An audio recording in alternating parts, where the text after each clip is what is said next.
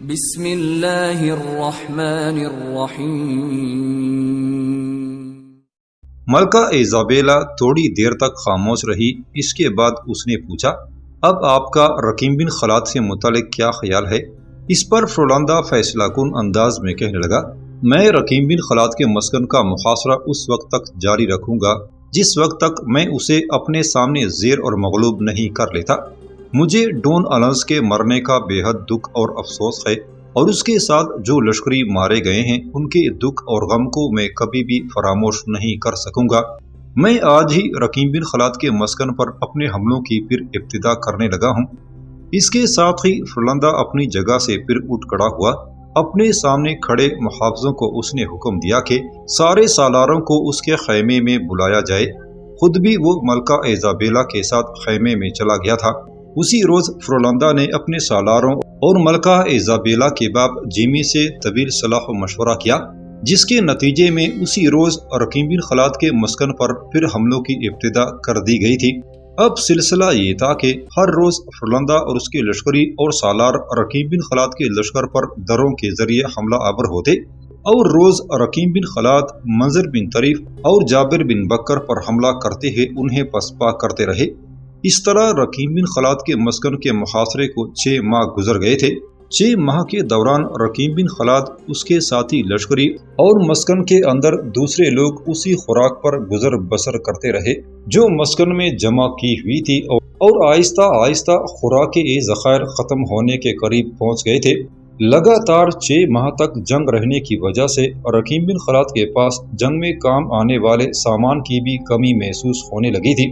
ان حالات میں ایک روز رقیم بن خلاد نے شمالی دروں کے قریب ہی منظر بن طریف اور جابر بن بکر کو اپنے پاس بلایا، اس لیے کہ فرولاندا چونکہ وقتاً فوقتاً اور گاہے بگاہے شمال کی طرف سے حملہ آور ہوتا رہتا تھا، لہٰذا رقیم بن خلاد، منظر بن طریف اور جابر بن بکر نے ایک طرح سے اپنے لشکر کے ساتھ انہی دروں کے قریب مستقل طور پر رہائش اختیار کر لی تھی۔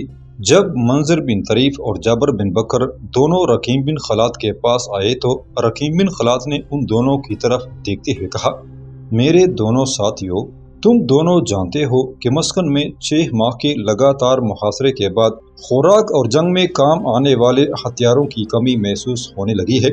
اگر ہم نے اس کمی کو پورا نہ کیا تو یاد رکھنا، ایک روز ہمیں آپ یہ مسکن دشمن کے حوالے کرنا پڑے گا۔ میرے بھائیوں، قبل اس کے مسکن کے اندر کھانے پینے کی اشیاء کا قحط نمودار ہو، میں آنے والے دنوں کی تنگ دستی سے نمٹنا چاہتا ہوں۔ سنو میرے ساتھیوں، جس طرح ہم بڑی دلجمی اور صبر کے ساتھ شمال سے فرولاندا کے حملوں کا دفاع کر رہے ہیں، تم دونوں مل کر اس دفاع کو جاری رکھو۔ میں لشکر کا کچھ حصہ لے کر مسکن سے نکلوں گا اور اپنے مسکن کے لوگوں کے لیے خوراک اور ہتھیاروں کا انتظام کروں گا۔ اس پر منظر بن طریف نے بڑی بے بسی اور محبت ملی جلی آواز میں رقیم بن خلاد کی طرف دیکھتے ہوئے کہا، امیر محترم، ان حالات میں جب کہ دشمن روز ہم پر حملہ آور ہوتا ہے اور ہمارے مسکن میں گھسنے کی سر توڑ کوشش کرتا ہے، آپ کدھر اور کہاں کا رخ کریں گے؟ کہاں سے خوراک اور جنگی سامان حاصل کریں گے؟ منظر بن طریف کی آواز میں ایک لرزش اور بے بسی کا شائبہ تھا۔ جواب میں رقیم بن خلاد کہنے لگا، سن منظر میرے بھائی، مسکن کے لوگوں کو زندہ رکھنے کے لیے مجھے بہرحال کچھ نہ کچھ تو کرنا ہوگا۔ دیکھو میرے دونوں بھائیوں، اس وقت میری نگاہیں المریہ شہر پر ہیں۔ المریہ شہر جہاں کبھی مسلم آبادی کی وجہ سے رونق اور چہل پہل تھی، اب اسی شہر میں سارے مسلمانوں کا صفایا کرنے کے بعد نصرانیوں کو آباد کیا جا چکا ہے۔ میری نگاہیں اس وقت اسی شہر پر ہیں۔ اتنا کہتے کہتے رقیم بن خلاد لمحہ بھر کے لیے رک گیا، اس لیے کہ پشت کی جانب سے روتا، نویرہ اور اربونا نامودار ہوئی اور رقیم بن خلاد کے پہلو میں آن کھڑی ہوئی تھی۔ رقیم بن خلاد نے ان تینوں پر ایک سرسری سی نگاہ ڈالی، پھر وہ اپنا سلسلہ کلام جاری رکھتے ہوئے کہہ رہا تھا، میرے ساتھیوں، میں ابھی تھوڑی دیر تک لشکر کے ایک حصے کے ساتھ المریہ شہر کی طرف جاؤں گا۔ جس طرح مالکا پر حملہ آور ہوا، شہر کو لوٹا اور وہاں سے مجھے خوراک اور جنگ میں کام آنے والے سامان کے کافی بڑے ذخائر ملے، اسی طرح مجھے امید ہے کہ میں اپنے مسکن کے لیے المریہ شہر سے بھی بہت کچھ حاصل کرنے میں کامیاب ہو جاؤں گا۔ مجھے امید ہے کہ میری المریہ کی طرف 2 دنوں کی غیر موجودگی میں حسب معمول تم دونوں مسکن کا دفاع کرتے رہو گے۔ اس کے ساتھ ہی رقیم بن خلاد اپنی جگہ پر اٹھ کھڑا ہوا تھا۔ اس موقع پر روتا رقیم بن خلاد کے قریب آئی اور پیار بری آواز میں کہنے لگی، یا امیر، جس وقت آپ مالکا کی طرف گئے تھے میں نے اور نویرہ نے آپ کے ساتھ جانے کے لیے درخواست کی تھی، لیکن آپ نے ہم دونوں کو اپنے ساتھ لے جانے سے انکار کر دیا تھا۔ اب جب کہ خوراک اور دیگر سامان حاصل کرنے کے لیے المریہ کا رخ کر رہے ہیں، میں آپ سے التجا کروں گی کہ اس مہم میں میں اور نویرہ بھی آپ کا ساتھ دیں گے۔ امیر محترم، اس بار انکار نہ کیجیے گا، آخر ہم دونوں آپ کی بیویاں ہیں، آپ کے ساتھ ہی ہم دونوں کا مرنا جینا ہے۔ اس پر رقیم بن خلاد کہنے لگا، روتا، میں تیرے اور نویرہ کے جذبوں کی قدر کرتا ہوں، قسم خدائے بیدار کی میں تم دونوں بیویوں پر جتنا بھی فخر کروں کم ہے۔ میں جانتا ہوں تم دونوں اس لیے میرے ساتھ جانے پر اصرار کرتی ہو کہ میں کہیں خطرات میں نہ گر جاؤں۔ تم یہی مسکن میں رہو، مسکن میں تم دونوں کی زیادہ ضرورت ہے۔ میں تم دونوں سے وعدہ کرتا ہوں کہ میں اپنے آپ کو خطرات میں نہیں ڈالوں گا، بس المریہ پر حملہ آور ہوں گا اور وہاں سے جو کچھ ملا اسے لے کر فی الفور مسکن میں آنے کی کوشش کروں گا۔ اس میں مجھے کم از کم 2 دن لگ جائیں گے۔ مجھے امید ہے اب تم دونوں میرے ساتھ جانے پر اصرار نہیں کرو گی، اس لیے کہ میری غیر موجودگی میں سمجھوں گا میری جگہ تم دونوں کام کر رہی ہو۔ اس پر روتا نے سوالیہ سے انداز میں اپنے پہلو میں کھڑی نویرہ کی طرف دیکھنا شروع کیا۔ دونوں نے تھوڑی دیر کسر پسر کر کے کوئی فیصلہ کیا، پھر اس بار نویرہ بولی، امیر محترم، اگر آپ یہ سمجھتے ہیں کہ آپ کے ساتھ جانے کی نسبت یہاں ہماری زیادہ ضرورت ہے تو ہم آپ کے فیصلے کو تسلیم کرتی ہیں، لیکن آپ عہد کریں کہ آپ مسکن سے باہر زیادہ دن نہیں لگائیں گے، اپنے آپ کو خطرات میں نہیں ڈالیں گے اور بہت جلد لوٹنے کی کوشش کریں گے۔ اس پر رقیم بن خلاد مسکراتے ہوئے کہنے لگا، میں یہ سارے وعدے تمہارے ساتھ کرتا ہوں۔ اس کے بعد رقیم بن خلاد وہاں سے ہٹ گیا اور لشکر کے ایک حصے کے ساتھ وہ مسکن سے المریہ شہر کی طرف روانہ ہو گیا تھا۔ اپنے مسکن سے نکل کر رقیم بن خلاد نے دن کا باقی حصہ ایک کوہستانی سلسلے میں گزارا، پھر جب رات پھیل گئی تو وہ المریہ کے سفر پر روانہ ہوا۔ اگلا دن پھر اس نے ایک کوہستانی سلسلے میں اپنے لشکر کے ساتھ چھپ کر گزارا اور اگلی رات عشاء کے کافی بعد وہ اپنے لشکر کے ساتھ المریہ کے قریب نمودار ہوا۔ جس طرح مالکا پر اس نے شب خون مارا تھا، وہی طریقہ اس نے المریہ میں بھی استعمال کیا۔ چونکہ ہسپانیہ میں اب کوئی مسلم قوت باقی نہ رہی تھی جس سے نصرانیوں کو خطرہ ہوتا، لہٰذا فرلندہ نے اپنے شہروں کی حفاظت کے لیے کوئی زیادہ بڑے لشکر مقرر نہیں کیے تھے۔ یہی بات رقیم بن خلاد کے لیے سود مند ثابت ہو رہی تھی۔ رات کی تاریکی میں بڑی رازداری کے ساتھ رقیم بن خلاد نے المریہ شہر کے مغربی دروازے کے قریب ہی رسوں کی سیڑھیاں پھینکواتے ہوئے فصیل پر چڑھنے میں کامیابی حاصل کر لی تھی۔ مالکا کی نسبت یہاں اس نے مختلف طریقہ کار استعمال کیا۔ رسوں کی سیڑھیاں فصیل پر پھینکنے کے بعد اس نے اپنے لشکر کا ایک حصہ فصیل پر چڑھا دیا تھا اور فصیل کے اوپر جس قدر برج تھے ان برجوں کے اندر رقیم بن خلاد کے ساتھیوں نے پہنچ کر المریہ شہر کے محافظوں کا خاتمہ کر دیا تھا۔ اس کے بعد رقیم بن خلاد اپنے ساتھیوں کے ساتھ نیچے اترا اور شہر کا غربی دروازہ اس نے اپنا ہدف بنایا۔ شہر کے محافظوں کو اس نے تحت تیغ کیا اور شہر پناہ کا دروازہ کھول دیا۔ شہر پناہ کا دروازہ کھلنے کے بعد رقیم بن خلاد کا باقی ماندہ لشکر بھی المریہ شہر میں داخل ہو گیا تھا۔ اس طرح المریہ شہر کے محافظوں کا خاتمہ کرنے کے بعد رقیم بن خلاد نے شہر پر حملہ بول دیا تھا۔ المریہ شہر کی لوٹ مار سے رقیم بن خلاد نے خوراک کے علاوہ جنگ میں کام آنے والا سامان بھی خوب حاصل کیا۔ پھر رات ہی کی تاریکی میں وہ المریہ شہر کو لوٹ کر وہاں سے نکل گیا۔ اپنے مسکن سے نکلنے کے تیسرے روز بعد جب رقیم بن خلاد اپنے لشکر کے ساتھ دوبارہ مسکن میں داخل ہوا تو اسے مسکن میں داخل ہوتے ہی یہ روح فرسا خبر ملی کہ گزشتہ روز کی ہولناک جنگ میں منظر بن طریف اور اس کی بیوی اربونا مارے جا چکے ہیں اور یہ کہ ان کی تدفین کا بھی کام سر انجام دیا جا چکا ہے۔ اپنے لشکر اور المریہ سے حاصل کیے جانے والے سامان کے ساتھ رقیم بن خلاد شمالی دروں کے قریب آیا تو اس وقت جنگ رکی ہوئی تھی۔ رقیم بن خلاد کی واپسی کا سنتے ہی جابر بن بکر کے علاوہ روتا اور نویرہ بھی بھاگتی ہوئی اس کے پاس آئی تھی۔ جابر بن بکر منظر بن طریف اور اس کی بیوی اربونہ کی موت پر تاسف اور افسوس کا اظہار کر رہا تھا۔ رقیم بن خلاد تھوڑی دیر تک کچھ نہ کہہ سکا۔ لگتا تھا منظر بن طریف اور اس کی بیوی کی موت نے اسے اظہار کے سارے الفاظ ہی چھین لیے ہوں۔ رقیم بن خلاد کو خاموش ہوتے دیکھ کر جابر بن بکر پھر کہہ رہا تھا، امیر محترم، آپ کے جانے کے بعد دشمن نے ہم پر ہولناک حملہ کیا۔ اس حملے کو ہم نے ایک طرح سے روک دیا تھا، پر برا ہو فرلندہ کے نئے سپہ سالار یودلیس کا کہ وہ سیون سسٹر کے سالار شالیب اور ہولی بردرہڈ کے سالار گون سالوت کے ساتھ بالکل منصور بن نعمان کی طرح منظر بن طریف کی پشت کی طرف سے حملہ آور ہوا۔ منظر بن طریف کے لشکر کو اس نے سخت نقصان پہنچایا اور اس جنگ میں منظر بن طریف اور اس کی بیوی اربونہ بھی کام آئے۔ رقیم بن خلاد تھوڑی دیر تک خاموش رہا، اس کے بعد وہ دکھ بھری آواز میں کہنے لگا، جابر بن بکر میرے بھائی، لگتا ہے آہستہ آہستہ سارے ہی رفیق ساتھ چھوڑتے چلے جا رہے ہیں۔ دیکھ میرے بھائی، جس طرح میں نے منصور بن نعمان کا انتقام لیا تھا، لگتا ہے ایسی ہی اب مجھے یودلیس، گون سالوت اور شالیب سے اپنے بھائی منظر بن طریف کا بھی انتقام لینا ہوگا۔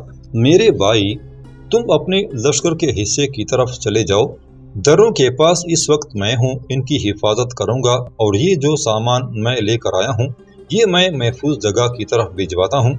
رقیم بن خلاد کے اس فیصلے پر جابر بن بکر وہاں سے ہٹ گیا تھا۔ اس کے جانے کے بعد اس نے روتا اور نویرہ کی طرف دیکھتے ہوئے کہا، تم دونوں بہنیں یہیں رہنا، میں تم دونوں سے کچھ کہنا چاہوں گا۔ اس کے بعد رقیم بن خلاد جو سامان لے کر آیا تھا اسے محفوظ جگہ کی طرف بھجوا دیا، اور جو لشکر اس کے ساتھ تھا اسے دروں کے اطراف میں متعین کر دیا تھا۔ پھر وہ سر جھکائے اس جگہ آیا جہاں روتا اور نویرہ پتھروں پر بیٹھی ہوئی تھی۔ رقیم بن خلاد بھی ان دونوں کے سامنے ایک چٹان پر بیٹھ گیا۔ تھوڑی دیر تک تینوں خاموش رہے، پھر رقیم بن خلاد کہہ رہا تھا، روتا اور نویرہ، میں جانتا ہوں تم دونوں میری ذات کا ریجس لطیف و خوشگوار دھڑکن کی مانند ہو۔ میں اس مسکن کی عورتوں کے لیے یہاں سے افریقہ جانے کے لیے کشتیوں کا انتظام کرنے لگا ہوں۔ میں چاہتا ہوں ان عورتوں کے ساتھ تم دونوں بھی افریقہ چلی جاؤ تاکہ خطرناک ماحول سے محفوظ ہو جاؤ، بس یہ میری بہت بڑی آرزو ہے۔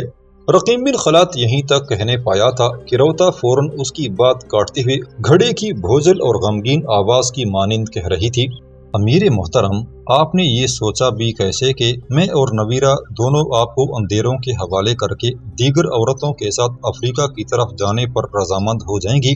میں اور نویرہ آپ کے جسم کا ایک حصہ ہیں، اگر آپ اندھیروں میں جائیں گے تو ہم بھی آپ کے ساتھ ہیں، آپ روشنی کا سفر کریں گے تب بھی روتا اور نویرہ آپ کے ہمراہ ہوں گی۔ امیر محترم، اپنے ذہن سے یہ خیال نکال دیجئے کہ روتا اور نویرہ آپ کو چھوڑ کر افریقہ چلی جائیں گی، اس لیے کہ روتا اور نویرہ کا مرنا جینا آپ کے ساتھ ہے، آپ کو چھوڑ کر جانا ہم دونوں کے بس کی بات نہیں۔ یہاں تک کہتے کہتے روتا خاموش ہو گئی، اس لیے کہ اس کی آنکھوں سے آنسو بہہ نکلے تھے، اس کی آواز ہچکیوں اور سسکیوں میں ڈوب گئی۔ یہی حالت نویرہ کی بھی تھی۔ تھوڑی دیر تک زخمی مجروح سی خاموشی رہی، پھر رقیم بن خلاد اپنی جگہ پر اٹھا اور کہنے لگا، اگر تم دونوں کی یہی مرضی ہے تو میں تم دونوں کے فیصلے کے سامنے سر جھکاتا ہوں، آؤ اب اپنے دفاع کا جائزہ لیں۔ رقیم بن خلاد کا جواب سن کر روتا اور نویرہ خوش ہو گئی تھی، پھر وہ چپ چاپ اس کے ساتھ ہو لی تھی۔ منصور بن نعمان اور منظر بن طریف کے جنگ میں کام آ جانے کے بعد رقیم بن خلاد جابر بن بکر کے ساتھ مل کر مزید کئی ماہ تک فرلندہ کے حملوں کو روکتا رہا۔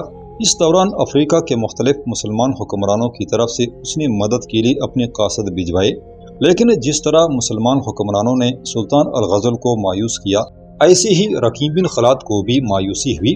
ان حالات کے تحت رقیم بن خلاد نے اپنے مسکن میں جس قدر عورتیں، بچے اور ضعیف لوگ تھے، ان سب کو کشتیوں کے ذریعے افریقہ کی طرف روانہ کر دیا تھا۔ تاہم روتا اور نویرہ نے رقیم بن خلاد کا ساتھ چھوڑ کر افریقہ جانے سے انکار کر دیا تھا۔ رقیم بن خلاد کے مسکن کا محاصرہ طول پکڑ جانے کے باعث فرلندہ خود پریشان اور غضبناک تھا۔ اتنا لمبا محاصرہ اس سے پہلے اسے کسی بھی شہر، کسی بھی قلعے کے لیے برداشت نہ کرنا پڑا تھا۔ رقیم بن خلاد گزشتہ کئی ماہ سے فرلندہ اور اس کے اتحادیوں کے حملوں کو روکے ہوئے تھا۔ اس کا یہ کردار یقیناً ناقابل برداشت ہوتا جا رہا تھا، اس لیے کہ اس نے ہسپانیہ کی ساری نصرانی طاقت اور قوت کو رقیم بن خلاد کے خلاف جھونک دیا تھا۔ اور ابھی تک اسے کہیں دور دور تک کامیابی دکھائی نہ دیتی تھی۔ ان حالات میں فرلندہ نے اپنے خیمے میں سارے حکمرانوں اور سالاروں کا اجلاس طلب کیا۔ جب سب لوگ اس کے خیمے میں جمع ہو گئے تب فرلندہ ان سب کو مخاطب کر کے کہہ رہا تھا، میرے ساتھیوں، میرے دوستوں، میرے بھائیوں، تم لوگ جانتے ہو گزشتہ کئی ماہ سے ہم لوگ رقیم بن خلاد کے مسکن کا محاصرہ کیے ہوئے ہیں، اور ابھی تک ہم اس کے مسکن کی 1 انچ زمین بھی اس سے چھیننے میں کامیاب نہیں ہوئے۔ جس وقت میں نے اس مسکن کا محاصرہ کیا تھا تو مجھے امید تھی کہ چند ہی یوم تک ہم رقیم بن خلاد کو شکست دینے میں کامیاب ہو جائیں گے اور وہ شکست اٹھا کر افریقہ کی طرف بھاگ جائے گا، لیکن تم سب دیکھتے ہو ایسا نہیں ہوا۔ وہ برابر کئی ماہ سے ہمارے حملوں کی روک تھام کر رہا ہے۔ میرے بھائیوں، اس میں شک نہیں کہ اس جنگ کے دوران ہم نے اس کے دست راست منصور بن نعمان اور منظر بن طریف کو موت کے گھاٹ اتارا، اور یہ اس کے لیے ایک ناقابل تلافی نقصان ہے، لیکن جواب میں اس نے بھی ہمیں کچھ کم نقصان نہیں پہنچایا۔ اس نے جنگ کے دوران کھلے معرکے میں میرے سپہ سالار اعلیٰ آگیلار کا کام تمام کیا۔ حاکم ولینا کو اس نے موت کے گھاٹ اتارا، اور سب سے بڑھ کر ڈون النز جو پورے ہسپانیہ میں ناقابل شکست خیال کیا جاتا تھا، میرے خیال میں اسے بھی اس رقیم بن خلاد نے ہی کھلے مقابلے میں شکست دے کر اس کا سر کاٹا ہے۔ جہاں تک میرا اندازہ ہے ڈون النز کو اس رقیم بن خلاد کے سوا اور کوئی زیر نہیں کر سکتا تھا۔ جب سے ہم نے محاصرہ کیا ہے اس وقت سے اگر ہم موازنہ کریں تو جس قدر ہم نے اسے نقصان پہنچایا ہے اس سے کئی گنا بڑھ کر وہ ہمیں نقصان پہنچا چکا ہے۔ میرے عزیزوں، میرے ساتھیوں، ان سارے حالات کا جائزہ لینے کے بعد میں نے جنگ کا رخ تبدیل کرنے کا ارادہ کر لیا ہے۔ ہمارا موجودہ پڑاؤ اسی جگہ رقیم بن خلاد کے مسکن اور دریائے خدار کے درمیان رہے گا۔ میں نے اندازہ لگایا ہے کہ اگر ہم ایک ہی طرف سے رقیم بن خلاد کے مسکن پر حملہ آور ہوتے رہے تو کبھی بھی اس کے مسکن کو سر نہیں کر سکتے، نہ اس پر قابو پا سکتے ہیں۔ لہٰذا اب ہمارے حملہ آور ہونے کا طریقہ کار کچھ یوں ہوگا، میں اور جیمی ہولی بردرہڈ کے سپہ سالار گون سالود اور 7 سسٹر کے سالار اعلیٰ شالیب کے ساتھ آج ہی یہاں سے کوچ کر جائیں گے۔ ہم چاروں مالکا کی سمت سے آنے والے شہرا کے قریب رقیم بن خلاد کے مسکن سے باہر اپنا پڑاؤ کریں گے اور وہیں سے حملوں کی ابتدا کریں گے۔ اس سمت سے حملوں کی کمانداری یودلیس کے سپرد ہوگی۔ حاکم قبرہ، قادس کا مارکوٹیس، شنت کا حاکم یعقوب، حاکم اگویلار سبھی یودلیس کے ساتھ ہوں گے۔ اس سلسلے میں کسی کو شک و شبہ ہو تو کہے۔ جواب میں سب نے فرلندہ کی اس تجویز سے اتفاق کیا۔ تب فرلندہ نے سب کو اپنے اپنے لشکر میں جانے کا حکم دیا۔ اس کے بعد وہ آرگون کے حاکم اور اپنے سسر جیمی، ہولی بردرہڈ اور 7 سسٹر کے لشکروں کے ساتھ مالکا کی طرف روانہ ہو گیا تھا۔ ایک روز دوپہر کے قریب رقیم بن خلاد ایک بڑی چٹان پر ٹیک لگائے روتا اور نویرہ کے ساتھ بیٹھا ہوا تھا کہ سامنے کی طرف سے اپنے گھوڑے کو سرپٹ دوڑاتا ہوا جابر بن بکر نامودار ہوا۔ قریب آ کر وہ گھوڑے سے اترا اور رقیم بن خلاد کے سامنے کھڑے ہوتے ہوئے اس نے بڑی ارادت مندی سے پوچھا، امیر محترم، آپ نے مجھے طلب کیا ہے؟ جواب میں رقیم بن خلاد نے اپنے بائیں ہاتھ سے اپنے پہلو میں زمین کی ننگی پیٹھ پر ہاتھ مارا اور جابر بن بکر کو بیٹھنے کے لیے کہا۔ جابر بن بکر آگے بڑھا اور رقیم بن خلاد کے پہلو میں بیٹھ گیا۔ رقیم بن خلاد پھر کہہ رہا تھا، جابر میرے بھائی، مسکن کے کچھ جاسوس تھوڑی دیر پہلے یہ خبر لائے ہیں کہ فرلندہ ہمارے ساتھ جنگ کرنے کے لیے ایک نئے طریقہ کار کو عمل میں لا رہا ہے۔ وہ اپنے سسر جیمی کے علاوہ ہولی بردرہڈ اور 7 سسٹر کے لشکروں کے ساتھ مالکا شہر کی طرف کوچ کر چکا ہے۔ وہ مالکا کی سمت ہمارے مسکن سے باہر اپنا پڑاؤ کرے گا اور اسی سمت سے ہم پر حملہ آور ہو کر ضرب لگائے گا، جبکہ ہسپانیہ کے دیگر حکمران فرلندہ کے موجودہ سپہ سالار یودلیس کی سرکردگی میں اسی سمت سے حملہ آور ہوں گے۔ گویا اب ہم پر 2 طرفہ حملہ ہوگا۔ جابر بن بکر، میں نے تمہیں اس لیے طلب کیا ہے، اب اس مسکن کی حفاظت کے لیے میں اور تم ہیں۔ میں تمہیں اس بات کی اجازت دیتا ہوں کہ اپنے لیے کوئی سا بھی محاذ منتخب کر لو۔ اگر تم اسی سمت رہنا چاہتے ہو تو میں اپنے حصے کے لشکر کے ساتھ مالکا کی سمت جاؤں گا۔ اگر تم خود مالکا کی سمت جانا چاہتے ہو تب بھی تمہاری مرضی، کہو تم کیا کہتے ہو؟ جواب میں جابر بن بکر نے تھوڑی دیر کے لیے سوچا، پھر وہ بڑی عقیدت میں کہہ رہا تھا، امیر محترم، مجھ جیسے شخص کے لیے آپ کا ایک ادنا اشارہ ہی حکم کا درجہ رکھتا ہے۔ آپ مجھے جس سمت میں بھی جانے کا حکم دیں گے، قسم خداوند قدوس کی اسی سمت اپنے مسکن کی حفاظت کے لیے اپنے خون کا آخری قطرہ تک بہانے کے لیے تیار ہوں۔ امیر، اب جبکہ آپ مجھے اپنی مرضی کا محاذ منتخب کرنے کی اجازت دے چکے ہیں تو میں ایک گزارش کروں گا۔ رقیم بن خلات ہلکی سی مسکراہٹ میں کہنے لگا، کہو کیا کہتے ہو؟ جابر بن بکر پھر کہنے لگا، امیر محترم، جس سمت اس وقت ہم دونوں بیٹھے ہیں اس سمت سے حملہ روکنا انتہائی مشکل اور دشوار ہے، اس لیے کہ مختلف دریں ہیں، سب پر نگاہ رکھنی پڑتی ہے اور اکیلا سالار سارے دروں کو نہیں سنبھال سکتا۔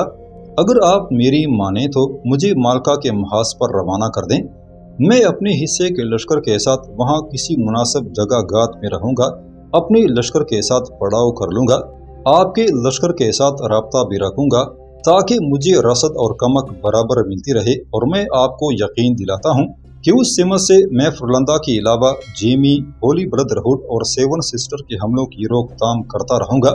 جواب میں رقیم بن خلات کہنے لگا، دیکھ جابر بن بکر میرے بھائی، میں تیری اس تجویز سے اتفاق کرتا ہوں۔ اگر ایسا ہے تو پھر آج ہی اپنے حصے کے لشکر کو لے کر مالکا کے محاذ کی طرف روانہ ہو جا، تمہیں مسکن سے برابر رسد اور کمک میسر ہوتی رہے گی، جاسوسوں اور قاصدوں کے ذریعے میرا تمہارے ساتھ تعلق اور رابطہ بھی رہے گا، یا کبھی کبھی خود تمہاری سمت آ کر تمہارے پہلو بپہلو دشمن پر ضرب لگا کر انہیں پیچھے ہٹنے پر مجبور کرتا رہوں گا۔ دیکھ جابر بن بکر، میں سمجھتا ہوں کہ ہم دونوں پر یہ مشکل ترین وقت ہے، اس میں ہم دونوں جی ہار گئے تو سن رکھنا، فرلندہ اس مسکن کے لوگوں کا خوب قتل عام کرے گا۔ اس پر جابر بن بکر نے عجیب سے احترام میں رقیم بن خلات کی طرف دیکھا، پھر وہ اپنے سر کو کسی قدر ارادت مندی میں خم کر کے کہنے لگا، امیر محترم، آپ کس قسم کی گفتگو کرتے ہیں؟ آپ جانتے ہیں کہ میں جابر بن بکر جب راہب یولوجیس کے بیس میں کام کرتا تھا تب بھی میں کبھی خدا کے علاوہ کسی سے نہیں ڈرا، اب بھی میں اپنا معاملہ خدا کے سپرد کرتا ہوں اور آپ کو یقین دلاتا ہوں کہ جب تک میرے جسم میں خون کا آخری قطرہ بھی گردش کرتا ہے میں جابر بن بکر اس مسکن کے دفاع کے لیے سینہ سپر رہوں گا۔ جابر بن بکر کا یہ جواب سن کر رقیم بن خلات خوش ہو گیا تھا، پھر وہ اپنی جگہ پر اٹھ کھڑا ہوا، جابر بن بکر بھی کھڑا ہو گیا۔ رقیم بن خلات نے اسے گلے لگایا اور کہنے لگا، جابر میرے بھائی، قسم خدائے واحد کی تم جیسے جانباز سے مجھے ایسے ہی جواب کی امید تھی، آؤ میں اب تمہارے کوچ کا انتظام کرتا ہوں۔ جابر چپ چاپ رقیم بن خلات کے ساتھ ہو لیا تھا، روتا اور نبیرہ بھی ان دونوں کے پیچھے پیچھے چلنے لگی تھی۔ تھوڑی دیر بعد جابر بن بکر اپنے حصے کے لشکر کے ساتھ مالکا کے محاذ کی طرف کوچ کر رہا تھا۔